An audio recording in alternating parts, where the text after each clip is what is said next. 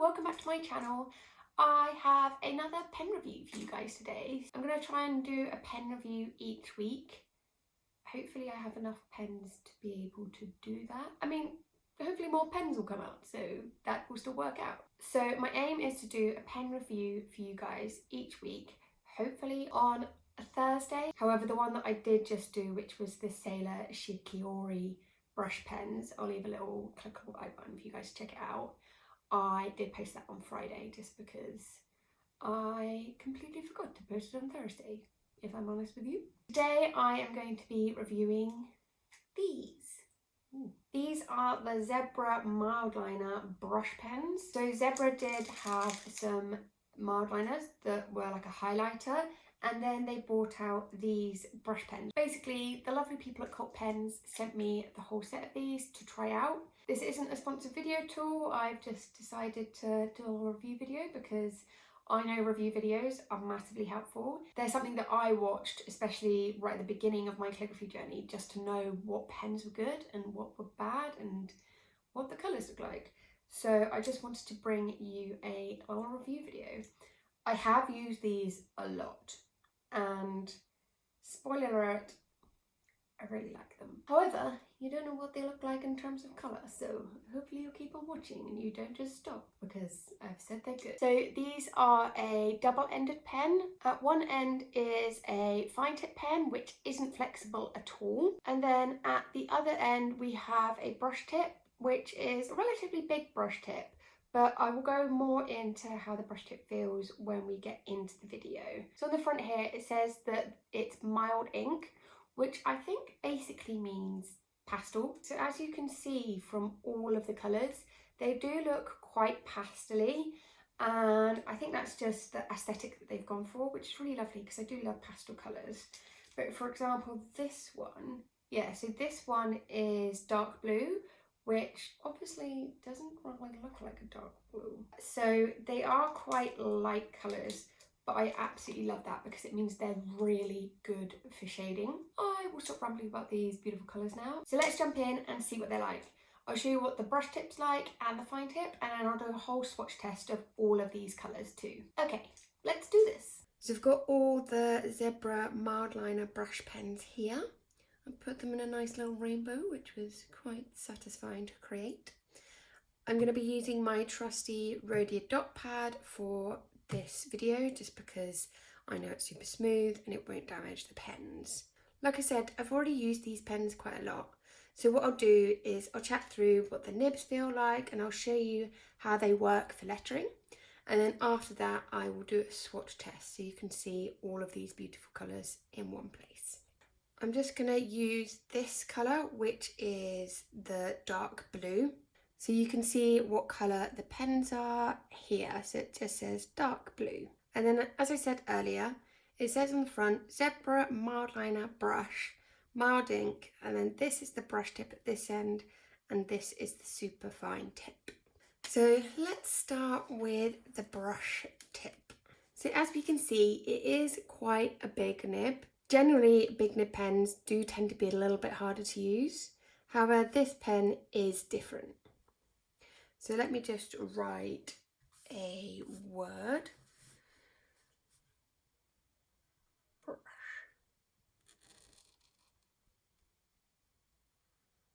So this nib, although it is quite big, it's quite stiff, which makes it much easier to do your thin lines up, and then you just have to push a little harder to do your thick lines down.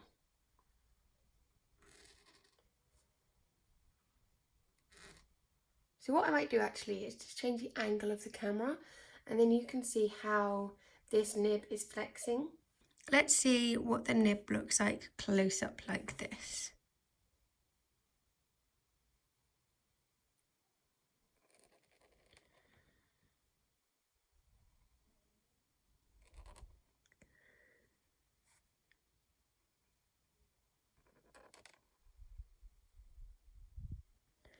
Now we can see it's quite easy to go quite light on these upstrokes. And then when we're going down, only the tip is really flexing. It's quite hard to use the whole edge of this pen.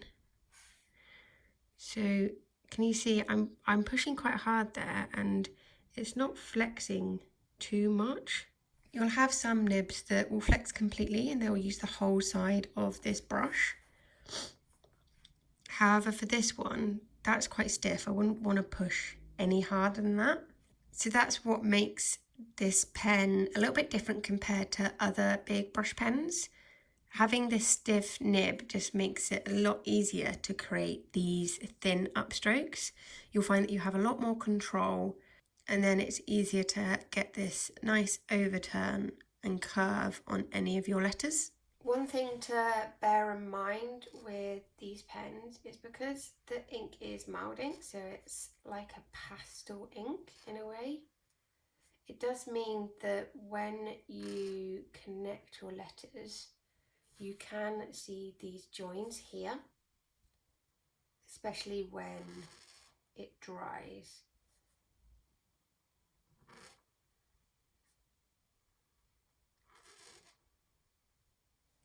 So as you can see, the joins are really visible, and that's just because the ink isn't as pigmented and this whole colour palette is quite a pastel colour palette. It is slightly annoying that you can see these joins, and perhaps they're not the best pen if you're looking for really seamless pigmented colour.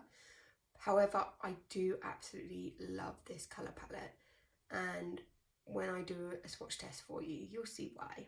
So that's the brush tip, and as I said, it's not as flexible as most larger brush pens, which does make it quite good for beginners. If you started out with quite a small brush pen and you're ready to transition to the larger brush pen, then I highly recommend this one. It is so good.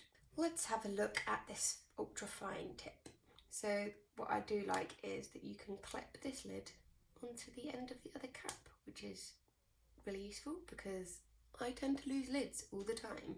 So as I said, this is the ultrafine tip, and I really like the look of this. So it's a fibre tip and it's not flexible at all, but I do quite like how the nib is tapered. So it's got quite a round end, therefore it's not too scratchy. On some double-ended brush pens, the tip will be squared off, which means that I find it quite hard to write at an angle like this. They're much easier to write directly above. However, I don't find that as comfortable. So what I like about this rounded tip is that it is much easier to write at this more comfortable writing angle that I've just developed from doing calligraphy. So I'll just write the word ultrafine. So this end is great for doing your uppercase letters, so your block letters. Ultrafine.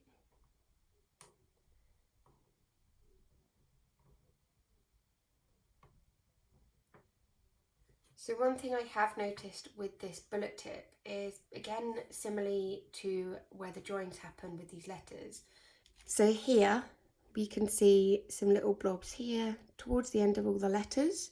And I think that's just where I've stopped and then lifted my pen up. So a little bit more ink has transitioned onto the paper there. And it's just making it a little bit more obvious because it is a mild ink. So that's just something to bear in mind with these pens.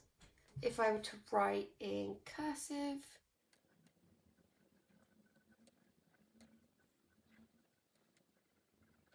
so the joins are less obvious, and I think it's just because the lettering is a lot finer. It's obvious over here because you've got a thin line going into a thick line, so you can see that overlap.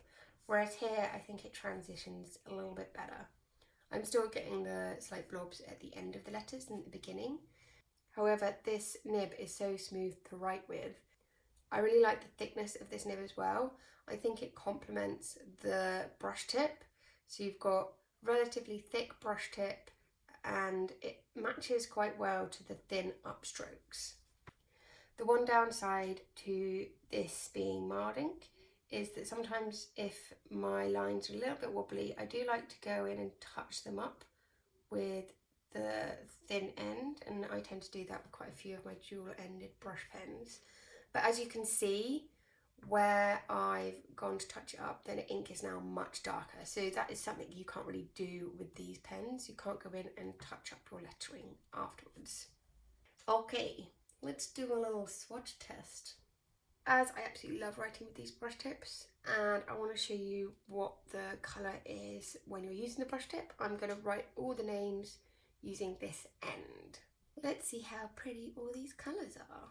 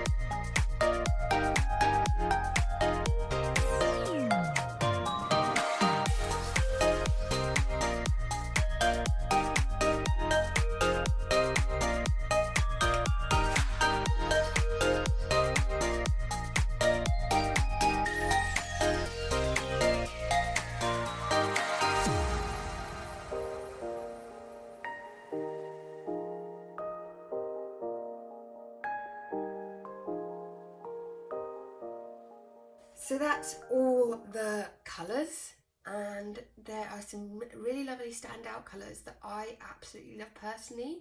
So I think this smoke blue is gorgeous, and it's not really a colour I've really seen anywhere. I also really like the name, it suits it really well. I really love some of these fluorescent colours too. So we've got orange here and yellow, and they just really complement this really muted colour palette. I absolutely just love the pop of colour. I've actually used this yellow for shading on black text, and it makes it pop. It is so pretty. I also really love this blue-green colour, but that's probably because it is one of my favourite colours, as you can probably tell by the Blink lettering branding. Whenever I do any of these pen swatches, I'm always like, oh look, pretty turquoise. And this is no different.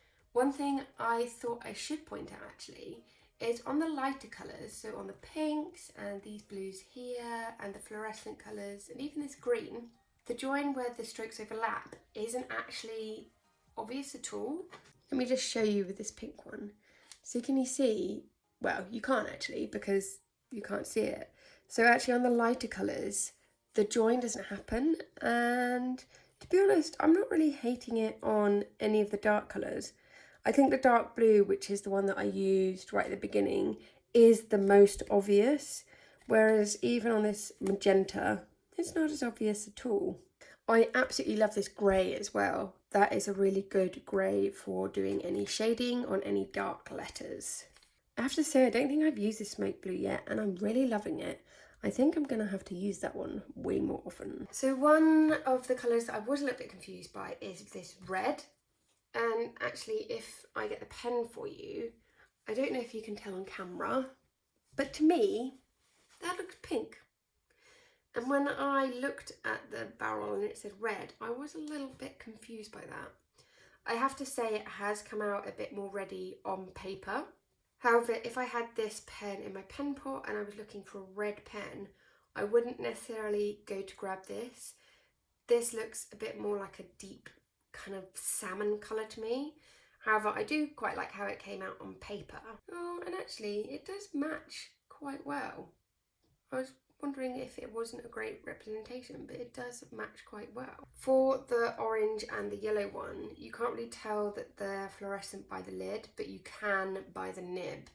They are super bright nibs, so you can really tell that they are fluorescent. What I do like about these pens is if they're lying down, I'll be able to see the colours really easily, or if they're stood up in either direction, because you've got the colour on this little line here too. So that's super handy. Overall, I really like this colour palette. I'd say that this is just yellow and then this is more of a floral yellow, but I can see why they've called this one gold, because it does feel a lot warmer and more gold than this yellow up here. I think there's a really lovely mix of colours. There is quite a lot in the blue department, but I do think that's quite common with brush pen packs. Blue is quite a versatile colour, especially when it starts transitioning into green like it does down here. Because this is quite a muted toned down palette, there is no black, but I don't mind that too much. It's quite nice to have a few different colours, and I love the fact that all of these are quite pastel and muted and just feel really calming to look at. If you're looking for a pen pack that's a little bit more toned down and you're into your pastel colours, then I really recommend this pen pack. Also, the actual pens just look really satisfying to look at. I don't know about you, but I just love the clear nib so you can see the brush and then all of the different colours at the ends of the cap. There's something about them that's super satisfying. I hope you found this review video helpful and it's helped you decide whether these pens are for you. I personally just love the colours, as I've gone on about already. And like I said as well, they are a really good pen for beginners. If you're looking to increase the size of your nib, I definitely recommend these. Thank you so much for watching, and I'll see you next time for another video and next week for another pen review. If there are any pens that you'd like me to try out, or any other art equipment too, it doesn't just have to be pens, does it? So yeah, if there's any other sort of calligraphy or lettering supplies that you'd like me to try out and do a review for you, then let me know in the comments below and I'll see what I can do. Thank you so much for watching this video, and if you want to see more and help support my little channel, then hit that subscribe button. It'd be super awesome if you did subscribe. Thank you so much for watching. Bye!